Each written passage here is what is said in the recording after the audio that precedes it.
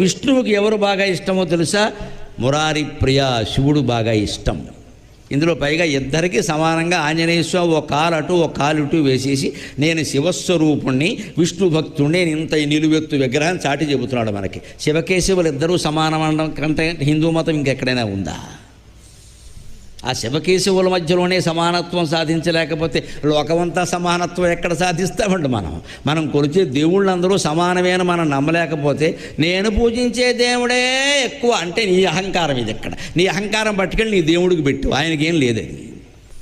ఈ భేదాలు హిందూ మతంలో పోతే తప్ప మనం బాగుపడమండి. ఈ రకమైన చిచ్చు పెట్టే ప్రయత్నాలు కూడా జరుగుతున్నాయి. అందుకే మురారి ప్రియ అన్నాడు అన్నయ్య గారు. విష్ణువుకి నీకంటే ఇష్టమైన వాళ్ళు ఏడయ్యా అన్నాడు. విష్ణువు ఎప్పుడు శివధ్యానం చేస్తాడు, శివుడు ఎప్పుడు విష్ణు ధ్యానం చేస్తాడు. ఆయన చెప్పాడు స్వయంగా, నేను శ్రీరామ రామ రామేతి అని అంటూ ఉంటాను. అంచేత శివకేశవ భేదాన్ని మనం తోసిబారేయవలసిన అవసరం ఉంది.